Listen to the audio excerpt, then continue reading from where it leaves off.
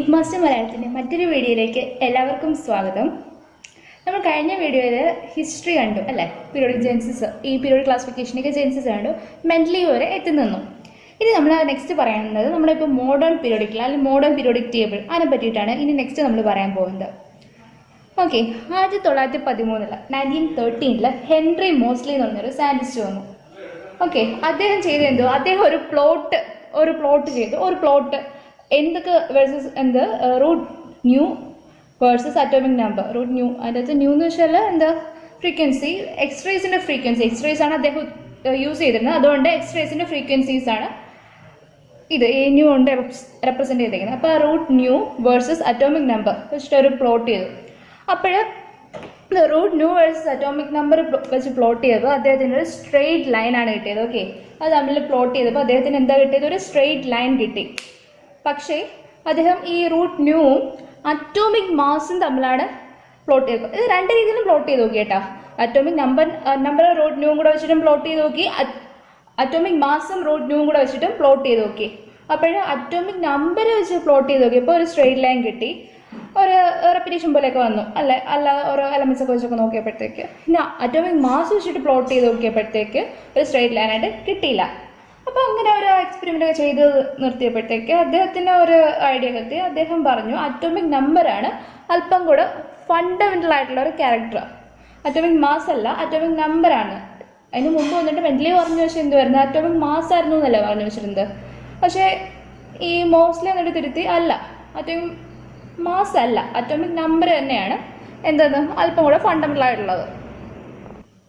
അദ്ദേഹത്തിൻ്റെ ഒബ്സർവേഷനിൽ നിന്ന് അദ്ദേഹം മോസ്റ്റ്ലി ഒരു മോഡേൺ പീരിയോഡിക് ലോ സ്റ്റേറ്റ് ചെയ്തു. അത് എന്താ സ്റ്റേറ്റ് ചെയ്തത്, the physical and chemical properties of elements or periodic functions of the atomic number.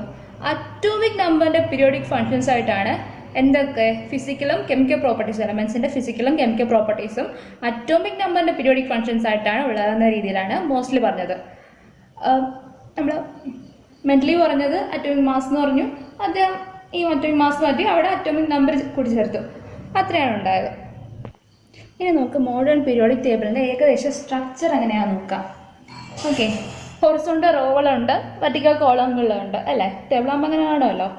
അപ്പോൾ ഹൊറിസോണ്ടൽ റോകളെ വിളിക്കുന്ന പേരാണ് പീരീഡ്സ് എന്നാണ് വിളിക്കുന്നത്. എന്തെന്നാൽ പീരീഡ്സ് എന്ന് വിളിക്കുന്നത്. മെന്റലീവ് ഈ ഹൊറിസോണ്ടൽ റോകളെ വിളിച്ചിരുന്ന പേര് സീരീസ് എന്നായിരുന്നു. ഓക്കെ, ഇപ്പം മോഡേൺ പീരിയോഡിക് ടേബിളിൽ അതിനെ വിളിക്കുന്ന പേര് പീരീഡ്സ് എന്നാ. ഈ വെർട്ടിക്കൽ കോളംസ് അതിനെ വിളിക്കുന്ന പേര് ഗ്രൂപ്പ്സ് എന്ന്. ആ ഒരു കോളത്തിൽ വരുന്നവരെല്ലാവരും കൂടി ചേർത്തിട്ട് ഗ്രൂപ്പ്, ആ എല്ലാത്തിനെയും കൂടി ചേർത്തിട്ട് ഗ്രൂപ്പ് എന്നാണ് വിളിക്കുന്നത്. ഗ്രൂപ്പ് അല്ലെങ്കിൽ ഫാമിലീസ് എന്ന് വിളിക്കും.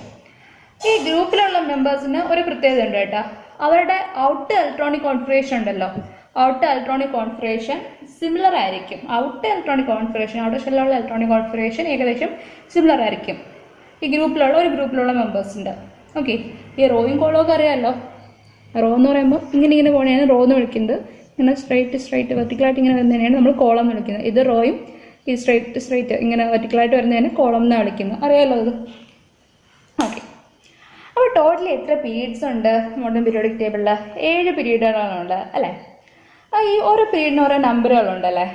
അപ്പോൾ ആ പീരീഡ് നമ്പർ എന്തിന് കറസ്പോണ്ടിങ് ആണെന്ന് ചോദിച്ചാൽ എന്തെന്ന് പറയാം, ആ ഒരു പീരീഡിലുള്ള എലമെൻറ്റ്സ് ഇല്ലേ, ആ ഒരു എലമെൻറ്റ്സിൻ്റെ ഇലക്ട്രോണിക് കോൺഫിഗറേഷൻ നോക്കുമ്പോൾ അതിൻ്റെ അകത്തുള്ള പ്രിൻസിപ്പൽ ക്വാണ്ടം നമ്പേഴ്സിൽ അതിൻ്റെ അകത്ത് ഏത് എലമെൻറ്റ് പ്രിൻസിപ്പൽ ക്വാണ്ടം നമ്പറാണോ ഏറ്റവും ഹയർ ആയിട്ടുള്ള, അല്ലെങ്കിൽ നോർമലി അങ്ങനെ അറിയത്തില്ല, എല്ലാത്തിൻ്റെയും ഹയർ പ്രിൻസിപ്പൽ ക്വാണ്ടം നമ്പർ ഏകദേശം സെയിം ആയിട്ട് വരുന്നത്. അപ്പോൾ ഹയസ്റ്റ് പ്രിൻസിപ്പൽ ക്വാണ്ടം നമ്പർ ഉണ്ടല്ലോ ആ എലമെൻറ്റ്സിൻ്റെ ഇലക്ട്രോണിക് കോൺഫിഗറേഷൻ നോക്കുമ്പോൾ, ആ ഒരു ഇലക്ട്രോണിക് കോൺഫിഗറേഷൻ നോക്കുമ്പോഴുള്ള ഹയസ്റ്റ് ആയിട്ടുള്ള പ്രിൻസിപ്പൽ ക്വാണ്ടം നമ്പർ ആയിരിക്കും ആ ഒരു പീരീഡിൻ്റെ നമ്പർ എന്ന് പറഞ്ഞിരിക്കുന്നത്. ഓക്കെ, നമ്മൾ 7 പീരീഡ് ഉണ്ടെന്ന് പറഞ്ഞു. അപ്പോൾ ആ 7 പീരീഡുകളിൽ എത്ര എലമെൻറ്റ്സ് ഉണ്ടെന്ന് നോക്കാം. ഫസ്റ്റ് പീരീഡിൽ 2 എലമെൻറ്റ്, സെക്കൻഡ് പീരീഡ് 8 എലമെൻറ്റ്, തേർഡിൽ 8, ഫോർത്തിൽ 18, ഫിഫ്ത്തിൽ 18, സിക്സ്ത്തിൽ 32, സെവൻത്തിൽ നിങ്ങൾ എൻസെറ്റിലൊക്കെ നോക്കുവാണെങ്കിൽ ഇൻകംപ്ലീറ്റ് എന്ന് പറഞ്ഞ് കാണുന്നത്. പക്ഷേ ഇപ്പം 32 എലമെൻറ്റ്സിന് ഇതുവരെ കണ്ടുപിടിച്ചു കേട്ടോ. 118ാമത്തെ എലമെൻറ്റിനെ കണ്ടുപിടിച്ചു കഴിഞ്ഞു, ഓർഗാനിസം അത് കണ്ടുപിടിച്ചു കഴിഞ്ഞു.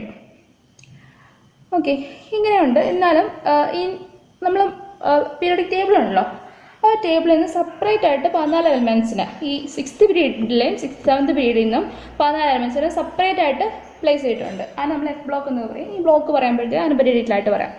ഇപ്പോൾ ഇത്ര ആലോചിച്ചാൽ മതി.